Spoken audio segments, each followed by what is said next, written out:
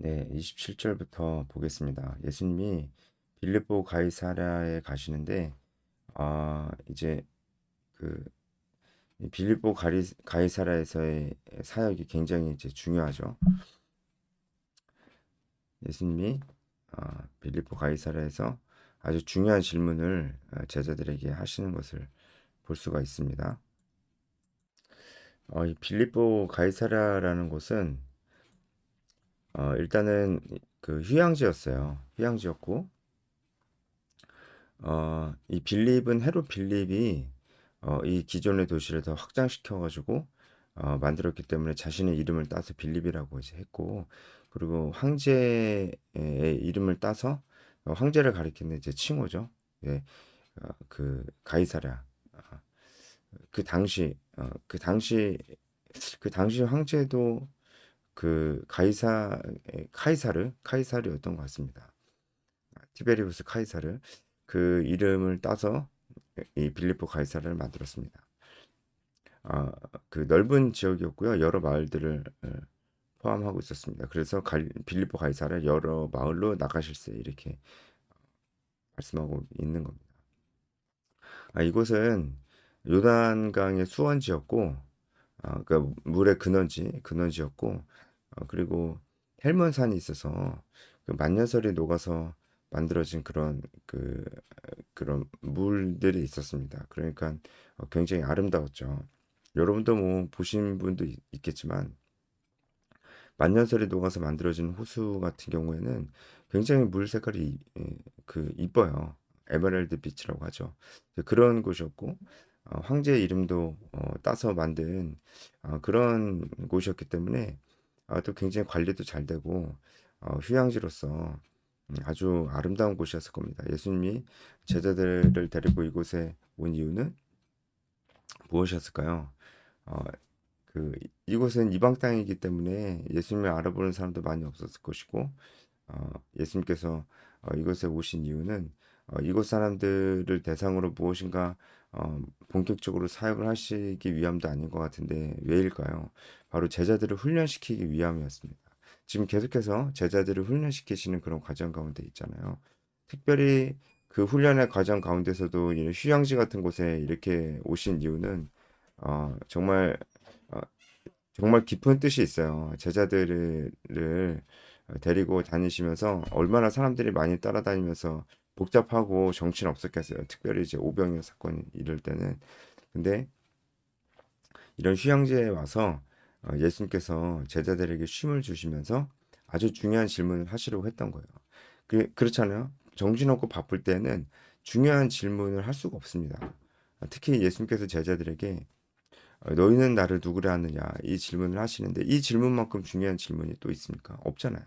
근데 이 질문을 아주 정신없이 바쁠 때 오병이어 사건 때 막 사람들한테 12광줄이 남도록 이렇게 빵을 나누고 이 생선을 나누고 사람들 막 잔디에 앉히고 2만 명 되는 사람들 통솔하고 이런 거 막 제자들이 했을 텐데 얼마나 정신없어요. 근데 그때 물어볼 순 없잖아요. 그래서 예수님께서 정말 한적할 때 제자들도 충분히 여유가 있는 상태에서 이 질문을 정말 온전히 자신의 고백으로 대답할 수 있을 만한 그런 상황에서 예수님께서 이 질문을 하시는 것입니다. 그래서 여러분 이 예수님께서 이 중요한 질문을 빌립보 가이사랴에서 하셨던 것은 정말 우리에게 또 던져주는 메시지가 있습니다. 우리도 마찬가지라는 거예요. 우리도 너무 정신없이 바쁠 때는 내 자신에게 중요한 질문을 할 수가 없습니다. 그리고 우리가 말씀을 볼 때도 하나님께서 우리에게 주시는 언제나 그 교훈과 메시지가 있는데 너무 정신없이 바쁘고 하면은 잘 들리지가 않아요.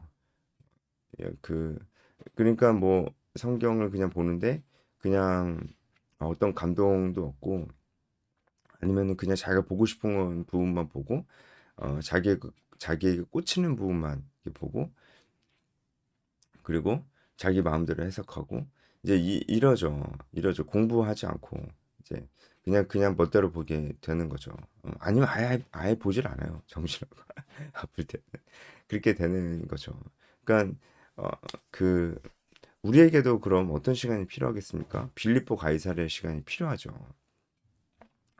그래서 조금 여유가 있을 때, 좀 그 쉼이 있을 때, 진짜 그 하나님이 어떤 분이신지, 그리고 내가 지금 어떤 마음과 어떤 중심으로 살고 있는지, 그리고 앞으로 어떻게 살아가야 될지, 이런 중요한 부분들에 대해서 내가 하나님 앞에서 내 스스로를 점검해 봐야 된다는 것이죠. 그러려면 정신없이 바쁘면 안 돼요. 그러려면 쉼이 있어야 됩니다. 이게 저는 진짜 쉼이 아닐까 이런 생각을 합니다.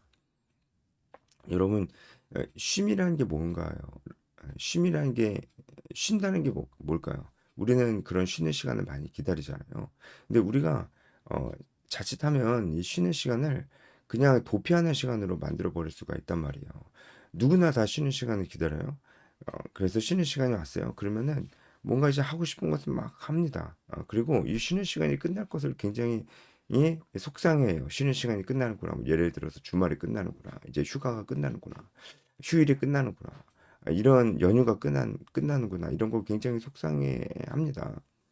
그러면서 다시 일상이 찾아올 것을 뭔가 뭐랄까요? 너무 싫어하고 월요병 막 이러면서 싫어하고 합니다. 여러분 그러면 그 사람은 정말 주말이든 휴가든 그 시간들을 그 사람에게 주어진 그 쉼의 시간들을 잘 보낸 걸까요? 그렇지 않습니다. 그 사람은 분명히 도피하고 온 거예요. 그러니까 다시 일상이 찾아오는 게 싫죠. 도피의 시간이 끝났으니까. 이 도피의 시간으로서 쉬는 시간을 써버리는 것은 너무나 어리석고 너무나 안타까운 일입니다. 왜냐면은 이 쉬는 시간은 짧잖아요. 근데 이 짧은 쉬는 시간만 좋고 나머지 일상의 시간은 훨씬 긴데 그 시간 다 싫은 거예요. 그리고 이 쉬는 시간을 그냥 이 일상의 시간에서 탈출하는 시간으로만 쓰면은 일상은 여전히 나아지지가 않아요. 일상은 여전히 힘들고 싫고 버텨야 되고 어쨌든 막 어, 그래야 되는 원래 고통이야 이런 시간으로 일상이 남는 거예요. 그러니까 얼마나 이게 어리석습니까? 안타깝고요. 그럼 어떻게 해야 되는 말이냐? 쉬는 시간을 어떻게 활용해야 되냐라는 거예요. 그것은 바로 한마디로 일상을 위해서 쉬는 시간이 있어야 됩니다. 일상의 삶을 의미 있게 만들기 위해서 쉬는 시간이 있어야 돼요. 일상의 삶이 의미가 있어져야지 쉬는 시간이 끝나고 다시 일상으로 돌아갔을 때 힘이 나죠. 의미가 있어야 힘이 나죠. 의미가 있어야. 내가 왜 이 삶을 사는지, 내가 왜 이 방향으로 가는지, 내가 왜 또 오늘 출근하는지, 내가 왜 이 삶을 반복하고 있는지, 여기에 대한 의미는 가치에서 나옵니다. 가치. 결국은 내가 살고 있는 이 삶의 가치가 무엇인지, 가치는 비전, 방향에서 나옵니다. 그러니까 결국은 사람이 그래요. 사람은 결국은 그 인생 삶을 사는 데 있어서 방향과 가치와 의미가 없으면은 결국은 버티는 삶을 사는 거예요. 버티는 삶을 사는 사람은 자기 인생의 주체가 자기가 아닙니다. 그렇잖아요. 버티면서 여러분 버티면서 사는 사람도 다 열심히 삽니다. 그냥 열심히만 사는 거 가지고는 이 사람이 진짜 자기의 삶을 주체적으로 사는지 알 수가 없다니까요. 여러분 노예 보시죠, 노예. 노예도 열심히 살아요. 게으르게 사는 노예가 어디 있습니까? 근데 노예는 자기 삶의 주체가 아니잖아요. 버티고 있잖아요. 그러니까 그런 삶을 하나님께서 우리에게 원하시겠어요? 그렇지 않죠. 방향이 무엇인가, 내가 추구하는 가치가 무엇인가, 의미가 무엇인가를 끊임없이 생각해보고 그 방향과 가치와 의미를 성경 속에서 하나님 말씀 속에서 찾고 하나님과의 친밀한 관계 속에서 그것을 찾고 내 마음속에 넣어야 돼요. 그래야 이 삶이 의미가 있어진다고요. 그 의미가 있어져야 일상을 살 수 있는 동력이 생기고 오히려 일상이 재밌고 에너지가 넘친다고요. 그러니까 결국은 평소엔 바쁘니까 이 방향과 가치와 의미를 생각을 잘 못하니까 언제 해야 돼요? 빌립보 가이사랴와 같은 이 쉬는 시간에 해야 돼요. 주말이든 연휴든 휴가든 이때 이 생각을 해야 된다는 것입니다. 근데 우리는 그런 생각 하나도 안 하고 그냥 막 즐기고 하면서 결국은 일상의 시간에 아무런 의미도 부여하지 못하고 쉬는 시간을 다 날려버리는 거예요. 그건 도피예요, 도피. 그렇게 반복해서 사는 사람은 정말 불행한 사람입니다. 우리에게도 빌립보 가이사랴의 시간이 필요합니다. 그때 주님께서 우리에게 정말 중요한 질문들을 많이 하실 거예요. 우리에게 지금 이 순간에 나에게 필요한 질문들을 하실 겁니다. 그렇다고 내 안에 막 내적인 막 어떤 음성이 들리는 건 아니고 우리 성령의 감동으로 어, 내가 말씀을 내 영혼의 내 마음의 중심에 거울을 삼아 말씀을 봤을 때 내 지금의 상태를 알 수 있고 말씀을 통해서 하나님의 마음을 알 수 있고 우리가 기도하면서 내가 원하는 것을 구하면서 하나님과 친밀한 교제를 나눌 수 있단 말입니다. 이런 시간이 빌립보 가이사랴 시간이 필요합니다. 그러니까 매일매일 이런 시간이 필요해요. 매일매일 그래서 사실은 큐티하는 시간이 콰이어트 타임이라고 하잖아요. 큐티하는 시간이 우리에게 빌립보 가이사랴의 시간이라 볼 수가 있어요. 어쨌든 우리에게 그런 시간이 필요합니다. 그래서 예수님께서 이곳에 와서 사람들이 나를 누구라 하느냐 이렇게 먼저 질문하셨어요. 이 질문은 그렇게 중요한 질문은 아니었습니다. 그래서 뭐 사람들이 뭐 세례 요한이다, 엘리야다, 뭐 이렇게 뭐 얘기한다, 뭐 이렇게 답을 했습니다. 근데 이건 사람들의 답은 정말 중요하지 않았어요. 예수님의 질문은 사실 29절에 너희는 나를 누구라 하느냐 이 질문을 하기를 원하셨습니다. 이 질문만큼 중요한 게 어딨나요? 이 질문은 제일 중요합니다. 제일 중요한 질문입니다. 근데 너무 다행히 제자들이 잘 대답을 했고 특별히 이제 베드로가 잘 대답을 했죠. 이제 마가복음에 생략이 돼 있지만 주는 그리스도시여 살아계신 하나님의 아들입니다. 이렇게 베드로가 고백했고 이 베드로의 고백을 우리는 베드로의 위대한 고백이다 이렇게 얘기를 하고 그래서 예수님께서 베드로를 칭찬하시고 여기는 다 생략이 돼 있죠. 근데 마태복음에 있습니다.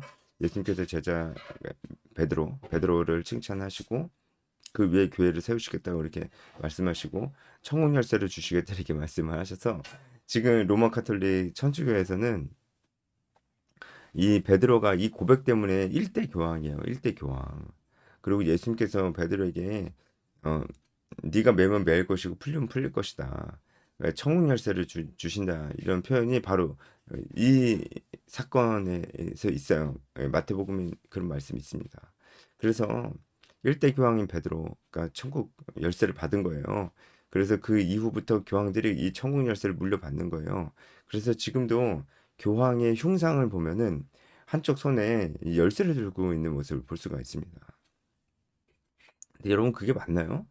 예수님께서 베드로를 일대 교황으로 임명을 하신 건가요? 그렇지 않죠. 베드로를 교황으로 임명하신 게 아니고 베드로의 그러니까 베드로의 고백 위에 교회를 세우시겠다는 거예요. 베드로 위에 세우시겠다는 게 아니고. 그래서 이제 이 고백이 위대한 것이죠. 이 고백이 베드로가 위대한 게 아니고 이 고백이 위대한 거. 물론 이제 이런 고백을 한 베드로도 대단한 건데 베드로 위에 교회를 세우시겠다는 것은 아닙니다. 그럼 천국 열쇠 무엇이냐? 이것은 복음을 전할 수 있는 권리예요. 복음을 전하는 것이 사실 여러분 권리고 권위고 권세입니다. 왜냐하면 우리가 복음을 전하지 않으면 그들이 들을 수가 없잖아요. 근데 그들이 들어야 믿죠. 안 듣고 어떻게 믿습니까? 그 얘기는 뭐냐면 우리가 전해야 들어요. 들어야 믿을 수 있어요. 그러니까 우리가 전하지 않으면 믿을 수가 없습니다. 믿지 않으면은 영원한 생명을 얻을 수 없어요. 그러니까 우리가 전하지 않으면 그들은 생명을 얻을 수 없습니다. 물론 이제 우리가 그들로 하여금 생명을 얻게끔 하는 건 아니에요. 생명을 주신 분은 하나님이죠. 우리는 전할 수밖에 없어요. 전하는 것만이 우리가 할 수 있는 일이고 그 이후의 일은 그가 믿음이 생기고 생명을 얻는 일은 우리가 할 수 있는 일이 아니에요. 하나님이 하실 수 있는 일이에요. 근데 하나님이 우리를 통해서 하시기 때문에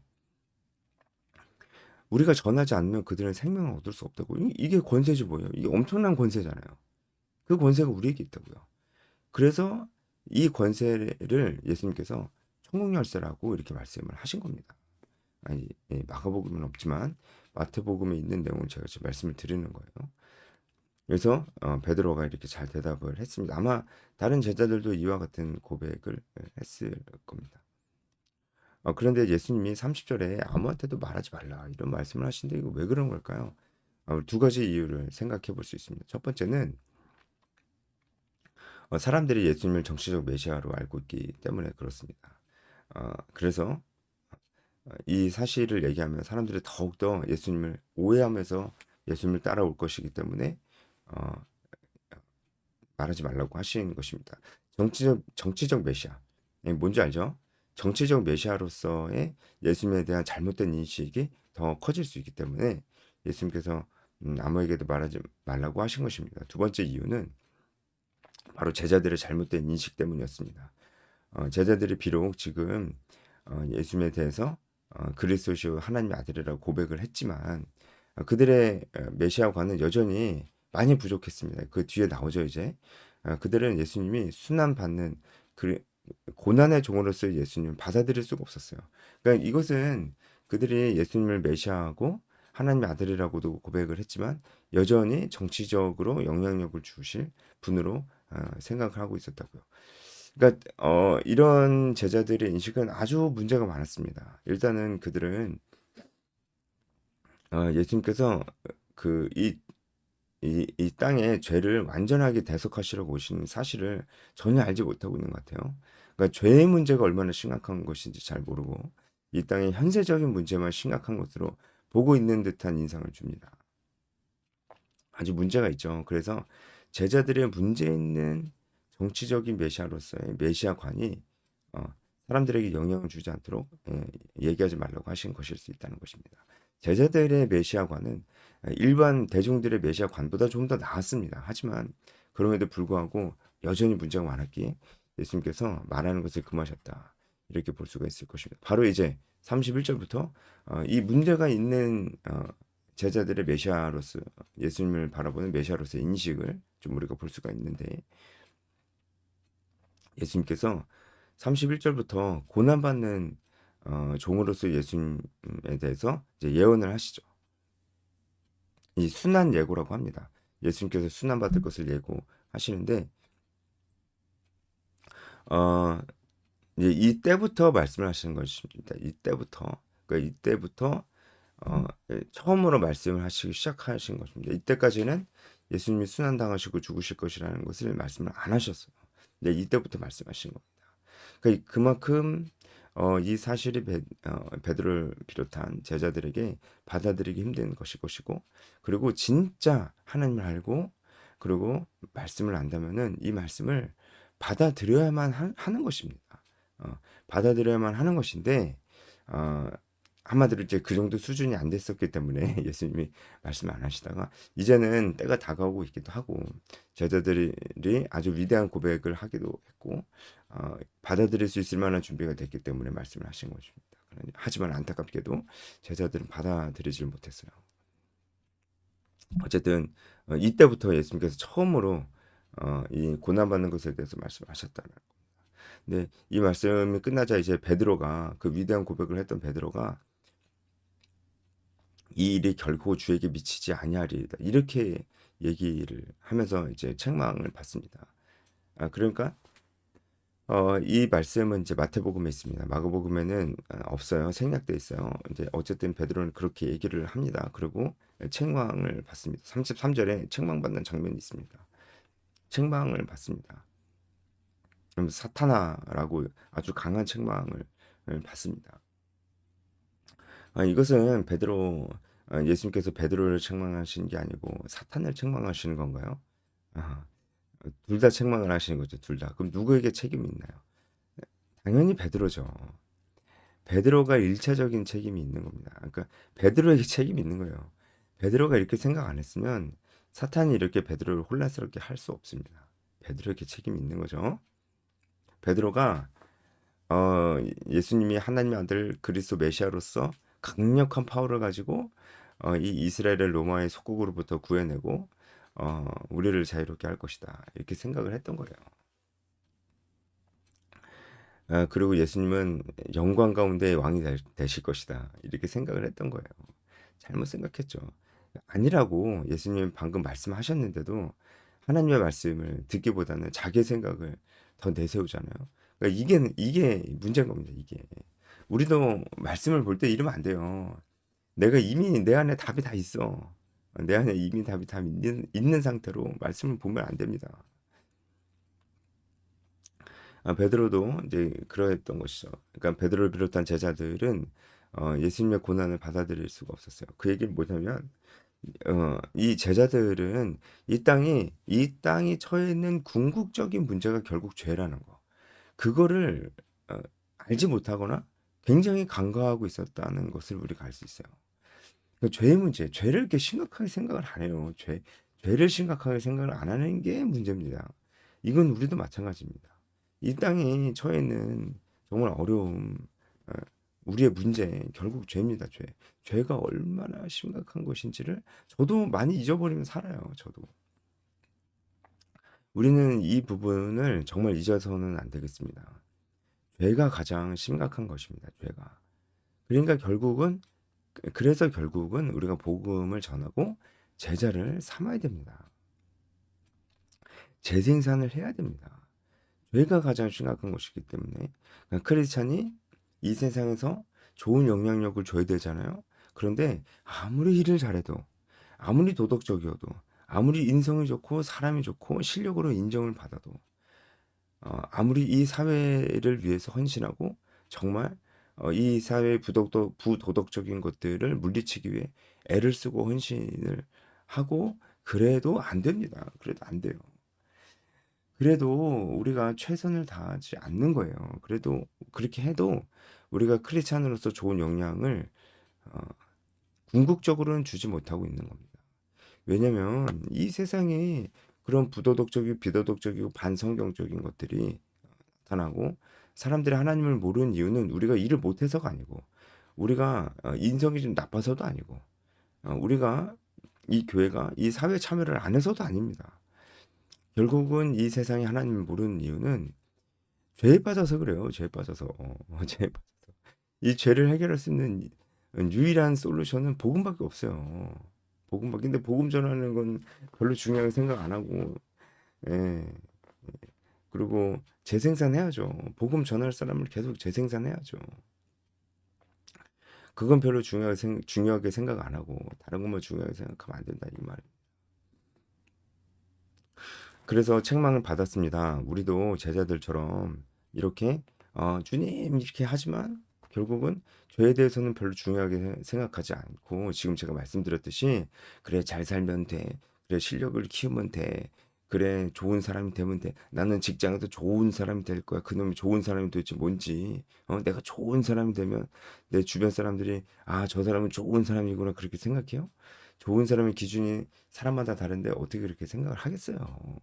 어쨌든 뭐 그래도 좋은 사람이 되겠다는 건 좋은 겁니다. 어쨌든 좋은 사람이 돼야지 예배 열심히 드려야지. 예배만 열심히 들으면 뭐가 됩니까? 예? 예배 열심히 드리지 말란 얘기가 아니에요. 근데 그러면 뭐가 되냐고요. 음? 그러면 그러니까 우리는 그 헌신을 안 하려고 합니다. 헌신을. 우리는 고난을 받으려고 하는 거. 그렇죠? 여러분이 헌신은 나를 위한 건 헌신이 아니에요. 그쵸? 어? 예배를 열심히 드려라. 그게 헌신이에요? 아니, 예배는 나를 위해서 있는 것인데, 예배를 열심히 드리는 게 어떻게 헌신이에요? 나를 위한 게 어떻게 헌신이냐고요. 헌신은 다른 사람을 위한 게 헌신이죠. 그러니까, 복음을 전하고 제자를 삼는 게 헌신이죠. 물론 교회에서 뭐 이것저것 뭐 찬양팀이 뭐 성가대 다른 사람을 위한 거니까 헌신 맞습니다. 헌신 맞는데 그거는 비교적 쉬운 거예요. 사람을 맡아서 책임을 지고 그 사람을 마음을 다해서 사랑하고 그 사람에 대해서 알아가고 인격적인 교제를 나누고 그죠. 그 사람을 위해서 시간을 쏟고 마음을 쏟고 마음도 쏟아야 돼요. 쏟고 가르치고 이러면 안 된다라고 경책하고 경계하고 도전하고 이렇게 살아야 된다. 그, 그 사람 붙들고 씨름하면서 예, 그 사람의 전 인격적으로 성장할 수 있도록 돕는 일. 이 일을 해야 돼요. 이 일이 뭐 이 일이 제일 어려운 거예요. 세상에 어, 어떤 봉사보다도 제일 어려운 겁니다. 근데 바로 이 일이 제자를 삼는 일이에요. 이 일을 우리에게 명령하셨어요. 헌신을 안 하려고 합니다. 왜냐하면 우리도 제자들과 똑같이 이 삶이 헌신을 요구하는 삶이고 않고 이 지상에서 영광이 없는 삶이라는 것을 우리가 인정하려고 하지 않기 때문이죠. 예수님께서 그래서 34절부터 중요한 말씀하시는 거예요. 십자가를 져라. 여기서 십자가를 지라고 할 때 각각 지라고 하십니다. 각각 자기가 지어야 될 십자가가 다 각자 있다는 거예요. 그런 표현이 원어로 보면 있습니다. 그리고 이런 삶을 살려고 하지 않고 헌신을 하려고 하지 않고 그냥 예배를 열심히 드리고 뭐 집회 뭐 어노인팅 마커스 집회 찾아가는 것 그것도 헌신 아니에요. 그렇게 살면서 자기가 잘 살고 있다고 생각하는 사람은 십자가를 지고 있는 건 아니에요.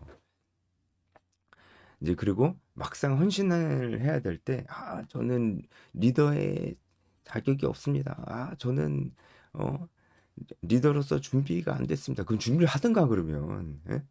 그 준비가 안 됐습니다. 저는 원래 리더 체질이 아닙니다. 아, 그러면 누가 리더 체질인데요? 그러면 그럼 리더 체질인 사람한테만 제자 삼으라 한 거예요? 생각을 좀 하면서 얘기를 해야죠, 그죠? 이렇게 얘기하면서 절대로 헌신을 안 하려고 하는 어, 그런 사람한테 예수님께서 하시는 말씀입니다. 누구든지 자기 목숨을 구원하고자 하면 잃을 거래요. 여기서 잃는다는 거는요 수동태로 쓰였어요. 그래서 어, 이 아폴레스인데 이것은 수동태로 쓰였어요. 그러니까 내가 살고자 하면 누군가에게 죽임을 당한다는 거예요. 이 세상으로부터 죽임을 당합니다. 헌신을 안 하려고 하고 그냥 내가 잘 살면 크리스천으로서 됐다 이렇게 생각하는 사람은 아니요. 자기 문제만 보일 거예요. 맨날 힘들고요. 위로만 받고 싶어. 위로 받고 싶어서 교회 가고요. 위로해주는 설교 안 해주면은 부담스러워서 듣고 싶지 않다고 그러고 그렇게 얘기할 겁니다. 예. 저 같은 설교 싫어합니다. 저, 이 유튜브 이것도 안 볼 거예요. 아마. 예. 음. 그 사람은 맨날 힘들고요. 맨날 삶이 고단하다 생각할 거예요. 세상이 그 사람 죽이고 있는 겁니다. 그렇게 살면 답이 없어요. 예. 답이 없어요. 위로해줘도 답이 없어요. 그럼 어떻게 살아야 됩니까? 그러니까 이 36절에 그렇게 살면 결국 죽는데 죽어요 스스로. 그러면은 뭐가 의미가 있겠어요. 사람이 온 천하를 얻고도 자기 목숨을 잃으면 뭐가 유익하겠어요. 그러니까 결국은 우리는 죽고자 해야 됩니다. 죽고자. 그게 뭡니까? 헌신을 해야죠. 헌신. 그러니까 예수님께서 38절에 이 세대가 죄 많은 세대라고 얘기하잖아요. 이게 제자들이 정확하게 생각하고 있지 않는 부분입니다. 그래서 내 말을 부끄러워하면은 안 된다. 이게 여러분 뭐 생각나서 38절 읽으면 복음을 전하는 거 생각나죠. 그렇죠? 그리고 제자의 삶을 도전하는 거 생각나죠. 그렇게 해야 돼요. 그렇게. 우리가 그 삶을 살아야 된다는 것입니다. 바로 38절 말씀도 예수님께서 지상명령 복음을 전하고 제자를 삼으라 이 말씀을 염두에 두고 하신 말씀이라는 것을 우리가 어렵지 않게 알 수가 있습니다. 여기까지 하겠습니다.